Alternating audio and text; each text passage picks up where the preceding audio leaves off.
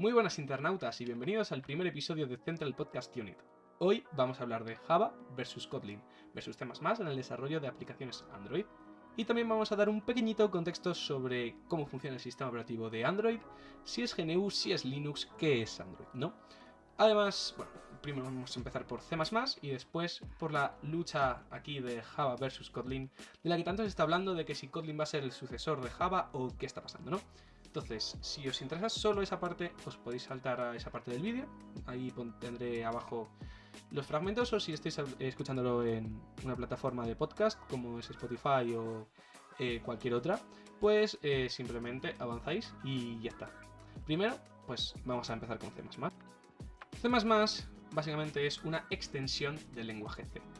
¿Y entonces qué significa esto? La mayoría de sistemas operativos están programados en C.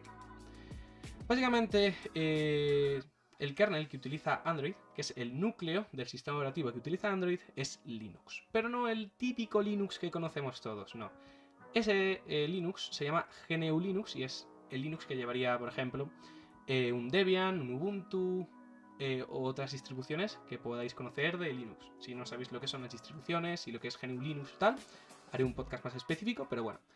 De momento quedaros con que existe un núcleo de Linux y luego pues otras cositas por ahí que son librerías, compiladores, gestores de ventanas que forman el GNU. Entonces, lo que conocemos nosotros normalmente como Linux es el GNU Linux, pero ese es el software libre. Por tanto, como Android es software propietario, solo puedo usar la parte de Linux, ya que si usara la parte de GNU, pues no podría ser de software propietario. Hasta ahí no se quedó claro. Bueno, eso es lo importante, ¿no? Entonces, como Android es de software propietario, pues solo usa el kernel Linux Torvalds y por tanto necesitamos librerías específicas y un compilador específico para Android dentro de C++, ¿no? Bueno, ahora que hemos visto un poquito que el kernel de Android, que es Linux, está escrito en C, ahora vamos a ver el resto de cositas, ¿no? El resto de cositas que componen el sistema operativo de Android. Primero pues tenemos el kernel, que es el núcleo, y por encima del kernel tenemos la capa de abstracción del hardware. ¿Qué es esto? Diréis, joder, qué nombre, ¿no? Pues aquí tenemos el audio, dispositivos de audio, dispositivos de Bluetooth, la cámara, sensores, por ejemplo, la antena Wi-Fi y cosas así, ¿no? Necesitamos C o C++ para poder comunicarnos con estos sensores, ya que pues todos los drivers, que son los programitas, por así decirlo, que se comunican con el sistema operativo para entender los sensores, están escritos en C, ¿no? Entonces, pues si queremos hacer un programita que utilice el sensor de la huella dactilar, por ejemplo, del móvil, pues podemos hacerlo en C.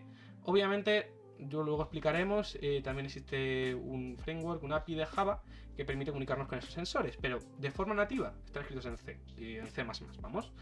Entonces, bueno, pues esta es la capa y después tenemos las librerías nativas de C y el Android Runtime. Las librerías nativas de C, ¿qué son? Bueno, aparte de las librerías para poder usar el lenguaje de programación, pues tenemos OpenGL. OpenGL es, ya lo explicaré más en detalle en otro podcast, pero es una librería escrita en C para poder hacer gráficos 2D y 3D.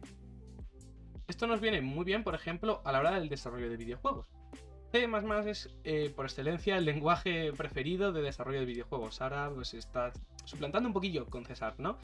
Pero para Android está claro que C++ es una de las joyas de la corona del desarrollo de videojuegos.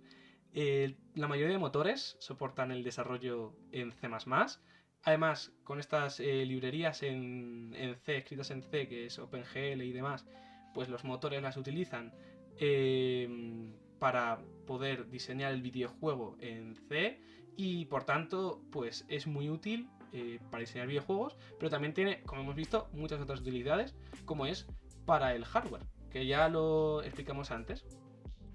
Y vale, diréis, C está muy bien, C++ está increíble, pero ahora, ¿cómo desarrollo aplicaciones para C o C++? Bueno, pues en Android tenemos el kit de desarrollo nativo, que nos permite escribir código que no se ejecuta en la máquina virtual Java, sino que directamente se ejecuta de forma nativa en el dispositivo y pues nos brinda mucho más control sobre las cosillas como asignar memoria. Esto, bueno, cositas más complicadas como asignar memoria, controlar tal, cositas más a bajo nivel. Pero bueno, es un conjunto de herramientas que nos permite implantar partes de aplicación, de nuestra aplicación en código nativo. mediante C o C++, ¿no? Y esto pues nos puede ayudar a reutilizar librerías de código escritas en esos lenguajes.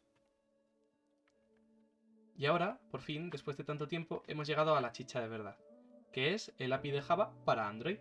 Y diréis, ¿qué es esto? Pues básicamente nos permite o nos proporciona un marco de trabajo de Java para exponer las funcionalidades de algunas de las bibliotecas que hemos visto que estaban escritas en C, nativas a las aplicaciones que utilizan Java. Básicamente Java, ahora Kotlin, ya explicaremos luego todo esto, es el lenguaje nativo de Android. ¿Esto qué quiere decir? Básicamente tú no puedes coger en Java, que es un poquito especial, coger código Java y compilarlo, que es básicamente generar un código que pueda entender la máquina para Android, Windows o Linux o Mac, ¿no? Para ello, Java es interoperable, pero necesita una cosita especial, que es la máquina virtual. Java no se ejecuta sobre ningún sistema operativo concreto, sino que se ejecuta sobre una máquina propia que está por encima del sistema operativo. Es un poco complejo esto de explicar las máquinas virtuales, pero para que se entienda así, ¿no?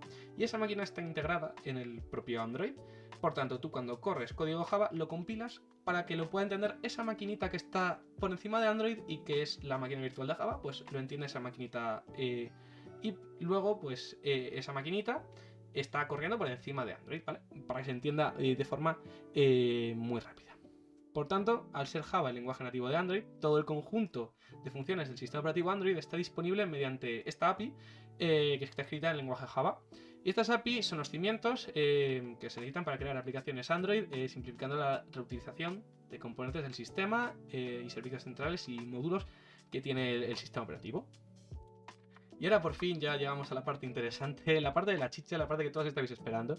Después de haber visto cómo funciona Java en Android, cómo habla Java, por así decirlo, con Android, cómo funciona, por abajo todas las entrañas de Android, vamos a ver por fin la diferencia entre Java, Kotlin. Kotlin va a destruir a Java, Java no va a volver a utilizar nunca, cómo funciona esto, qué está pasando aquí, que no cunda el pánico, ¿no? Se ha hablado mucho de Java y Kotlin últimamente y han salido noticias de gigantes tecnológicos que ahora utilizan Kotlin en vez de Java, que ahora Java no la va a utilizar nadie, que va a morir, que no sé qué. Esto es realmente cierto. Deja a Java obsoleto. Por tanto, ¿qué es Kotlin? Al fin y al cabo, llevamos mucho tiempo hablando de Java y ahora, ¿qué es Kotlin, no? Pues Kotlin es un lenguaje de programación desarrollado por JetBrains, que es la compañía que está detrás, curiosamente, de IntelliJ, que es un entorno de desarrollo integrado para Java. Entre muchísimas comillas, es un editor para Java, ¿vale? Dejémoslo ahí. ¿Y Kotlin cómo funciona? Kotlin funciona sobre la máquina virtual de Java, ¿vale?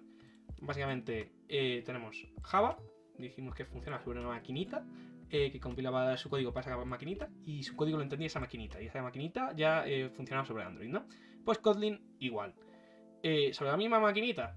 Por tanto, Kotlin y Java pues son completamente interoperables. Básicamente podemos coger un trozo de código Java, lo metemos dentro de una aplicación Kotlin y va a funcionar, va a compilar, ¿vale? Eso es muy útil, ya que decimos, queremos migrar a Kotlin, no estoy seguro, voy a probar. Pues prueba a ver, coge un trozo de tu aplicación o desarrolla una librería en Kotlin que utilice Java por debajo, varias librerías de Java.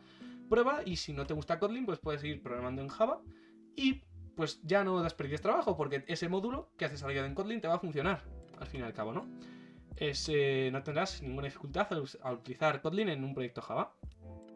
Y bueno, ahora voy a hablar de lo que para mí es la principal característica de Kotlin. Lo que de verdad hace que Kotlin sea increíble. Kotlin es muchísimo más conciso que Java, ¿vale? Reduce muchísimo el tamaño de las sentencias que tenemos que definir en Kotlin, ¿vale? El tamaño de las sentencias y lo explícito que tenemos que ser en Kotlin es mucho menor que en Java. En Java era un coñazo, tenías líneas gigantes para explicar o expresar muy poco. Y en Kotlin pues se reduce y además es mucho más conciso y reducimos un 40% de las líneas de código en comparación con Java. O sea, es una locura. Un 40% es una estimación que aquí he visto de una aplicación, de una página web y se ha sacado un poco de tal.